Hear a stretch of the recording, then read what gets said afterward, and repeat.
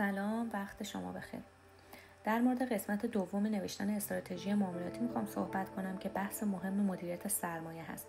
قسمت اول اگر دیده باشید براتون توضیح دادم که اصلا چرا باید پلن معاملاتی داشته باشیم. معرفی کردیم که چند نوع پلن معاملاتی داریم که برای تایم‌های مختلف مثل کوتاه مدت، روزانه و بلند مدت طراحی میشن. در مورد هر کدومم یه خلاصه‌ای توضیح دادم که میتونید بنویسید.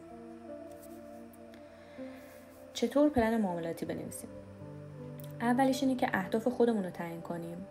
اینکه هر کس چه هدفی توی ترید داره، اصلا چرا میخواد معامله گر بشه، چه هدفی برای خودش داره، چقدر میخواد پول در بیاره، چند درصد در ماه میخواد پول در بیاره، چند درصد در هفته میخواد پول در بیاره و چجوری میخواد با سرمایه خودش کار کنه.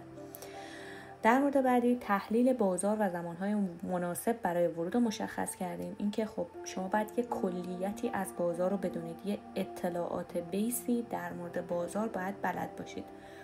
سایکل مارکت چه شکلی هست، چجوری روندها حرکت میکنن و زمانهای مناسب برای ورود رو باید مشخص کنید. اینکه خب روی چه نمادی دارید ترید میکنید که چه زمان مناسبی برایش در نظر بگیرید که بتونید معاملاتتون رو توی اون زمان مناسب انجام بدید. مثلا اگر شما روی ایندکس ها کار میکنید، مثل نزدک، مثل S&P، مثل داو جونز، شما حتما باید تایم نیویورک ورود کنید، چون حجم مناسب در تایم نیویورک شکل میگیره برای این جور معاملات.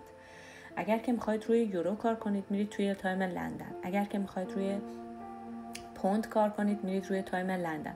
شما باید سشن مناسب خودتون و سشن معاملاتی مناسب خودتون رو پیدا کنید و فقط توی اون سشن حرکات بازار رو برای خودتون در نظر بگیرید و حفظ کنید.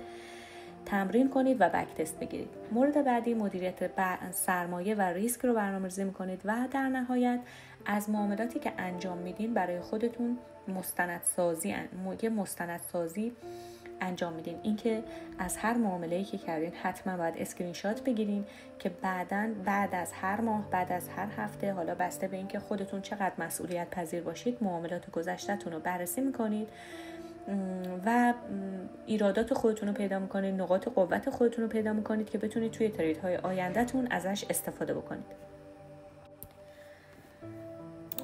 مدیریت سرمایه برای شما کنترل ریسک انجام میده.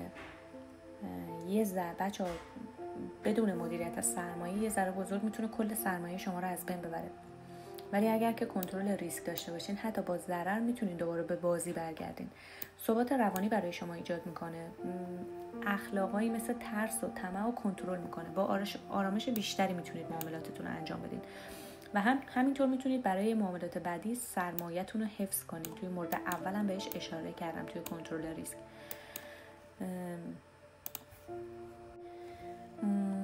مدیریت سرمایه یک سری اصول مهمی داره. اینکه شما حتما باید تعیین کنید که توی روز چند تا معامله میتونید انجام بدید. بچه‌ها اگر که مثل من روی داو جونز دارید کار میکنید، توی داو جونز حد اکثر در طول روز خیلی خیلی خیلی که بخواید حرفه‌ای باشید میتونید 5 تا موقعیت معاملاتی بگیرید. بیشتر از 5 تا معامله برای شما اوورترید محسوب میشه. یعنی اگر که معامله اول رو ضرر کردید، معامله دوم هم ضرر کردید، دیگه ادامه ندید.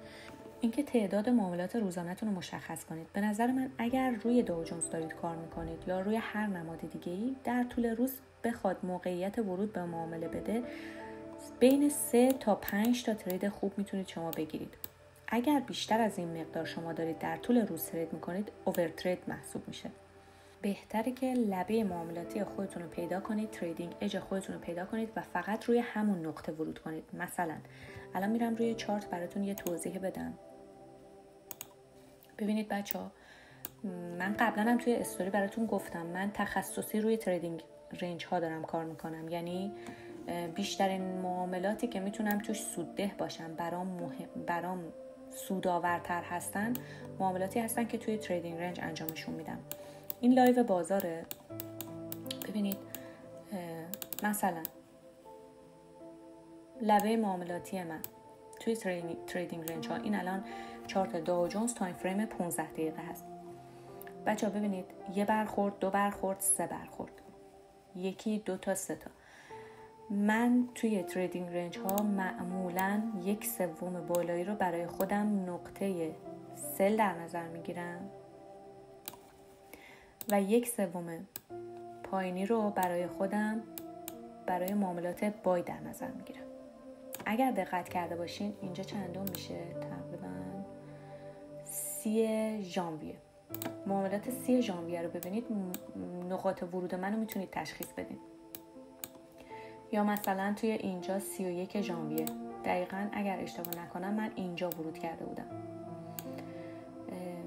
دقیقاً سقف تریدینگ رنج. بچه ها اگر که دارید روی بک تستاتون، توی معاملاتتون، توی ژورنال معاملاتیتون، اگر دارید روی یک الگوی خاصی تمرین میکنید، اگر توی اون الگوی خاص سودده هستین، سعی نکنید که توی الگوهای دیگه هم ورود کنید. جایی که نقطه قوتتون هست رو بیشتر تقویت کنید، روی همونا معامله کنید، حتما موفق خواهید شد. شما حتما باید روی لبه معاملاتتون ترید کنید. بیایید روی تایم‌های بالاتر چارت و الگوهاشو مشخص کنید، پترن چارت رو مشخص کنید، سایکل مارکت رو مشخص کنید، ببینید مارکت توی چه سایکلی قرار داره. اگر روند طبق روند ترید کنید، اگر تریدینگ رنج طبق تریدینگ رنج ترید کنید. برید اگر میخواید توی تایم فریم 1 دقیقه نقطه ورود پیدا کنید، حتما باید چارت رو از بالا به پایین نگاه کنید. حداقل تایم فریم 1 ساعته رو باید چک کنید و بعد توی تایم فریم های پایین تر نقطه ورودتون رو پیدا کنید. یا مثلا ببینید اینجا خیلی از دوستان برای من پیام فرستادن، عکس فرستادن که امروز منتظر بودن به تاریخ 4 فوریه، منتظر بودن که چارت برسه به اینجا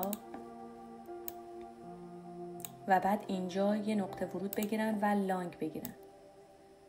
بچه ممکنه چارت همیشه بک تو بریک ایون نداشته باشه، مثل امروز که چارت همینجوری رفته بالا. اگر که شما میبینید که فقط توی بریک ایون ها تمرین کردین، توی اونا میتونین معاملات خوب انجام بدین و اینجا بهتون موقعیت نمیده، از اینجا داره میره بالا، یعنی مارکت داره توی یه دونه بی تصمیمی داره حرکت میکنه. ترید نکنید، شما اصلا مجبور نیستین که ترید کنید توی اون روز. وایسین به نقطه مورد نظرتون برسه، به جایی که به شما سود میده برسه، بعد اونجا نقطه ورودتون رو پیدا کردین وارد معامله بشین. این از این. یا مثلا یکم عقب‌تر ببریم چارت رو ببینیم، یا مثلا اینجا کسایی که با بریک ایون راحت ترن ترید میکنن، یه ترند نزولیه، اینجا بریک کرده کندل و برگشته و دقیقاً در همینجا یه نقطه ورود خیلی عالی داده برای لانگ.